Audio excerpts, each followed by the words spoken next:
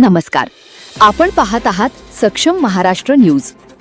माहूर तालुक्यात अवैध हातभट्टी आणि शिंदी दारू विरोधात पोलिसांनी धडक कारवाई सुरू केली आहे।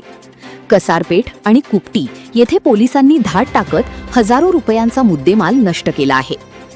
माहूर तालुक्यातील दुर्गम भागात अवैध हातभट्टी दारू निर्मितीला आळा घालण्यासाठी पोलिसांकडून धाडस सत्र सुरू आहे। दिनांक 20 ऑगस्ट रोजी दुपारी 12:30 वाजण्याच्या सुमारास कसारपेठ आणि मौजे कुपटी येथे पोलिसांनी कारवाई केली। मौजे कसारपेठ येथील एका शेतातील गोठ्यावर हातभट्टी लावण्याच्या तयारीत असल्याची माहिती पोलिसांना मिळाली। पोलीस निरीक्षक देविदास चोपडे यांच्या मार्गदर्शनाखाली केलेल्या कारवाईत मोहफुलापासून दारू तयार करण्यासाठी लागणारे रसायन आणि साहित्य असा सुमारे 4000 रुपयांचा मुद्देमाल नष्ट करण्यात आला। या प्रकरणी एका व्यक्तीविरुद्ध गुन्हा दाखल करण्यात आला आहे। यानंतर मौजे कुपटी येथेही पोलिसांनी कारवाई केली।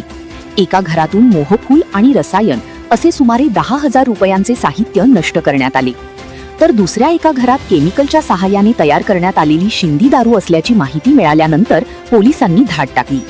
या कारवाईत सुमारे 5,000 रुपयांची शिंदी दारू, रसायन आणि साहित्य नष्ट करण्यात आले असून दोघांविरुद्ध गुन्हा दाखल करण्यात आला आहे। विशेष पोलीस उपमहानिरीक्षक शहाजी उमा, पोलीस अधीक्षक डॉक्टर नीलाभ रोहन, उपविभागीय पोलीस अधिकारी किरण कुमार भोंडवे यांच्या मार्गदर्शनाखाली पोलीस निरीक्षक देविदास चोपडे यांच्या नेतृत्वात ही कारवाई करण्यात आली।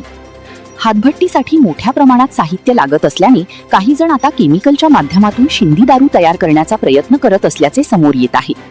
पोलिसांच्या या सततच्या कारवाईमुळे अवैध दारू निर्मिती आणि विक्री करणाऱ्यांचे धाबे दणाणले आहेत। अवैध दारू विरोधातील कारवाई अशीच सुरू राहणार का आणि या कारवाईनंतर परिसरातील अवैध दारूला कितपत आळा बसतो हे पाहणे महत्त्वाचे ठरणार आहे। तालुका प्रतिनिधी संजय वडसकर। अशाच ताज्या, विश्वासार्ह आणि स्थानिक बातम्यांसाठी सक्षम महाराष्ट्र न्यूजला लाईक करा, शेअर करा आणि चॅनलला सबस्क्राईब करायला विसरू नका। सक्षम महाराष्ट्र न्यूज, सत्य, सक्षम, समर्पित। धन्यवाद।